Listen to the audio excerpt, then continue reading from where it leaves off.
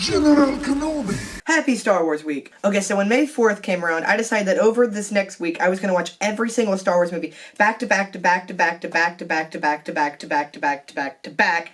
And no, I did 12. Dang it. But anyways, I decided that I was going to watch every single Star Wars movie. You know, and actually watching them all back to back, it definitely changed my opinions on a lot of them. Some of them I thought I didn't like as much, I actually liked more, and some of them that I really loved, I actually liked less. Today I decided that I was going to rank them, and of course, you have to take in mind that my ranking would change tomorrow. Like, Star Wars is such an iconic franchise, it's really hard to rank them. And also, Star Wars is a very divisive franchise. A lot of people on the internet don't know this, but you're allowed to have these things, what are they called?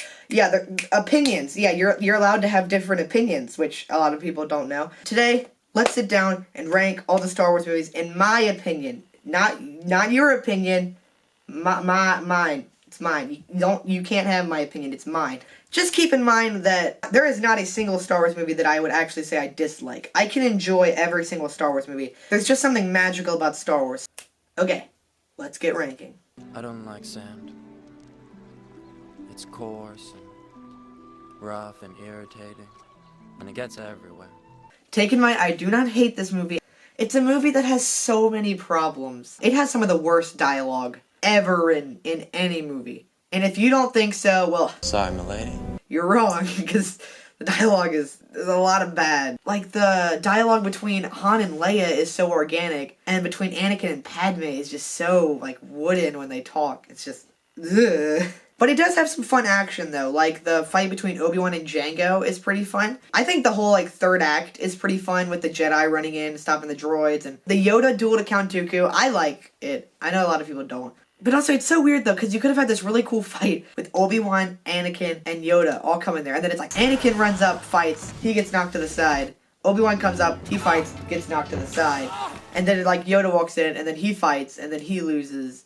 We could have had a really cool fight where they work together, but apparently not. Also, the best scene in this movie is the Tusken Raider scene. When he goes and he finds his mom dying, and when he, like, looks up in anger and that music starts to swell, and then he walks out and just starts slaughtering them. That is really good. But then it's like, it is really good, but like, I almost wanted more. Like, you see the shot of all the Tuskens running towards him. I wanted to see Anakin just go. I wanted to see him go ham, not just on the men, but the women and the children. I wanted to see him do more to really sell the moment. Because, like, we just cut back to Yoda, and he's like, I think Skywalker's doing some pretty bad stuff over there, huh? Also, John Williams' score, like most of the Star Wars movies, is killer. His score sells even some of the parts that wouldn't work. I think his score sells it. His score is, once again, excellent. Also, okay, let's talk about Count Dooku. I feel like we need more development on Dooku. He's not very developed at all. And also, you know, like, most of the time in, like, movies when they have, like, this epic villain reveal, Darth Maul walking into the hologram, Count Dooku's is him just leisurely walking by. I'm a bad guy, and I'm walking down a hallway. Like, there's no, like, cool entrance, you know? And I feel like that was something Dooku definitely needed.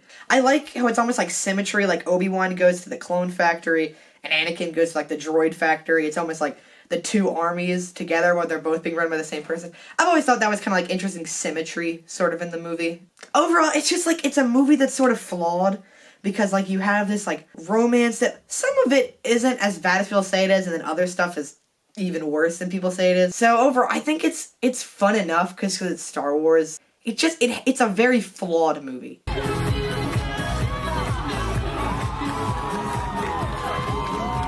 Okay, so Phantom Menace has, in my opinion, it has like 3 big flaws, and if they were all fixed, I think the movie could have been a lot better. Okay, flaw number 1, Obi-Wan should be the main character. If you watch this entire trilogy, it's literally made to be about Obi-Wan, Anakin, and Padme. Qui-Gon does not need to be there. Qui-Gon can still be the teacher, but Obi-Wan should be the main focus. When they go out into the desert, Obi-Wan should be the one who goes on the desert. So that way he can already start developing a relationship with Anakin, who he's going to end up training. Fundamental problem number 2, Anakin is too young. Because he's too young to have a relationship with Padme, it kind of messes up Attack of the Clones, because like we could have already started building that, and now it's not quite there, so now it feels a little more weird. And it's also worse that, like, in this movie, Padme and Anakin almost have, like, a mother-son relationship, which is a little bit... And fundamental problem 3, I don't even have to say it, it's just, You know, he's way too comedic and it doesn't really fit in with Star Wars. I won't even say it. But you know. Another thing I like about this movie is it starts Palpatine's plan. He gets elected, and I kind of like that. I wish it was a little more exciting, and you kind of see him already starting to, like, put the pieces of his plan together. That's kind of a cool aspect. Also, it's kind of cool to see Jedi in their prime. Tons of Jedi taking down guys. I think that's really cool. Also, Yoda is sort of mean in this movie. Like, I don't know, when I was rewatching it, I was like, why is Yoda so unlikable? They could have tried to at least make him a little more like he was an Empire and make him a little more likable. Darth Maul is cool. I can't help but say he's underdeveloped. We hear like this little line that he wants revenge, but like I know that they explain it in books, but like revenge on what? Like they never like develop what exactly he wants revenge on. I do like his entrance though, when he just walks up behind Palpatine like, I'm bad. That's cool, and that's exactly how that scene goes. I feel like that's kind of a cool entrance, much better than Count Dooku just walking up like. While his final duel is really well choreographed, I love that fight scene. He's kind of an underdeveloped villain. Now, I know in Clone Wars, they do develop him a lot more, but just on the movie on its own, he's a very underdeveloped villain. And also, it's almost like they set up where, like, Obi-Wan was going to be jealous of Qui-Gon and Anakin. Like, when Qui-Gon calls Obi-Wan, Obi-Wan's like, why do I get the sense that we found another useless life form? And it's like, geez, he's like 6, Obi-Wan. Calm down. Obi-Wan, Ewan McGregor is great. You were right about one thing. The negotiations were short. What? That didn't sound like any... That didn't sound like Obi-Wan at all.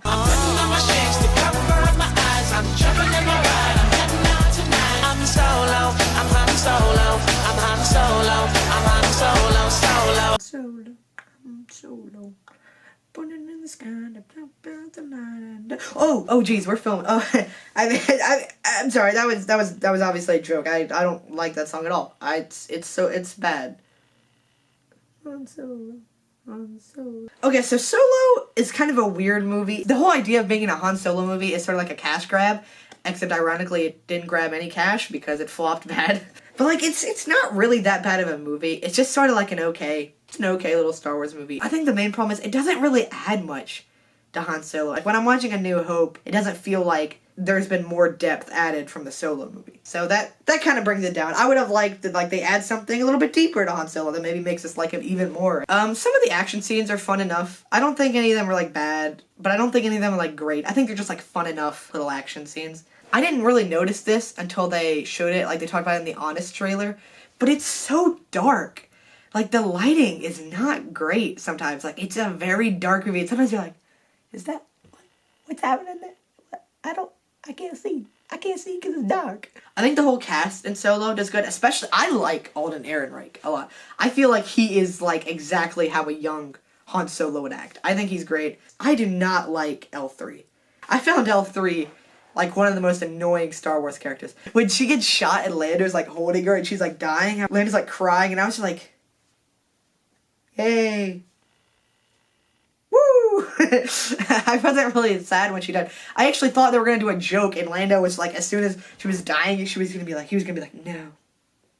Yeah, well, just a droid, and like throw it. Like, I did not care about L3, and I didn't find her very funny at all, and also I don't like some of the stuff they implied that Lando does with a droid. I like Darth Maul at the end, because it's cool to see him in live action, and especially now that this is the more developed version from Clone Wars, I thought that was a cool, nice touch. Too bad it's literally gonna go nowhere, because no one went to go see Solo. Yeah, I was not expecting the little Beckett twist. I thought that was kind of nice, where it's like, everyone's betraying each other, and even though it's really small scale, that nice little finale on the top with like Jedi dagger and they're all shooting each other and running around, I think it's a cool little finale. Even though it's very different from usual Star Wars, but I thought it was a very nice little finale. It almost felt like James Bond. I actually kind of liked how they end up making the girl sort of like evil. It's like the whole movie she's like kind of like Han's like love interest sort of, and then it's like you start to learn more about Crimson Dawn. Like the fact that they had the guts to actually make her just like straight up work for Darth Maul and like leave him and tricked Han, I thought that was pretty neat. And I would have loved to see where the sequels went. Oh wait, nope, we're not getting any more of those.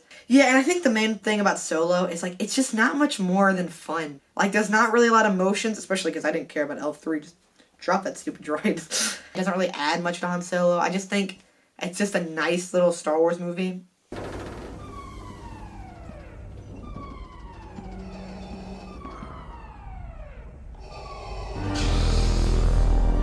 So Rogue One, the other spin-off Star Wars film, I think it is a little bit better than Solo, but it also has a lot of problems. That beginning of Rogue One is very sloppy. Like, it's just like, there's not like a lot of like good cuts between each one. It's like cut, cut, cut, cut, and you're like, planet, planet, planet. And you're like, whoa, I can't even keep track of all these different characters. And I think that's why no one remembers the characters' names. I think a lot of the action scenes work really well, especially that final act. There's some really good action stuff, especially like, I'm not a huge fan of like the space battles, but like that last one in Rogue One is really killer. Especially when the two big ships crash and they fall right on the shield. Really cool stuff. The score it's like the first one, I believe, that's not scored by John Williams. And it is scored by Michael Giacchino. He does great scores, but I think he came in really late to the project, and like his score, I think it works really well in the end, but like, I don't know, his score I don't find super memorable. I actually quite like Cassian Andor, especially when I was rewatching it. I'm kind of more excited for the Cassian Andor show now that I've seen the movie, because I'm like, Cassian Andor he's a good guy, but like he's sort of dark. He's almost like a good guy assassin, and like he like straight up kills people and stuff. So now that I've seen that, I'm actually pretty excited to see what they do for the Cassian Andor show. Also, his partner, K2-1SO, I think his name is, he's a very funny character. Like, he definitely has the most quotable stuff out of the entire movie. I really felt for him when, you know, what happens to him. He dies. Also, I put my foot on the table with the camera, and I'm shaking the camera right now. I'm using the Force. Ooh. I don't know, I'm bored. Jyn Erso is not a great character. She's sort of interesting. But the worst thing is, her father is a way more interesting character than her. He's the reason why the rebels win in A New Hope. And he almost like fixes that plot hole where it's like, why'd they put a giant hole that would blow the whole thing up? And so like, I think that is like the best part of this movie. Like in Solo, they don't add much to Han Solo. But in Rogue One, that's actually something they add to A New Hope that actually makes it better, knowing that's how that happened. Also, the Vader scene where him killing people, it really makes you think, like, man, the original trilogies came out today. We could have got some really sick Darth Vader stuff. Yeah, a lot of the characters don't have that much depth. Like, they all have, like, their little things, and it's, like, just not super interesting. We almost needed, like, some flashbacks or something to give them a little more depth. Like, the bow staff guy is pretty fun. I am one with the Force is with me. I am one with the Force is with me. That's all cool. Like the guy with the gun, but I think another problem with this movie is, as you can see, I'm calling him bow staff guy and gun guy, because these aren't like super memorable characters. Like, they're like fun enough, and some of them are a little bit memorable, but like, they're just not super interesting characters. I think this is the better spinoff over Solo, because it's a more interesting, I think. And I also think this adds more to A New Hope, how Solo does not add more to A New Hope. So I do think Rogue One is the superior spinoff. Stop! I want every gun we have to fire on that man. Do it.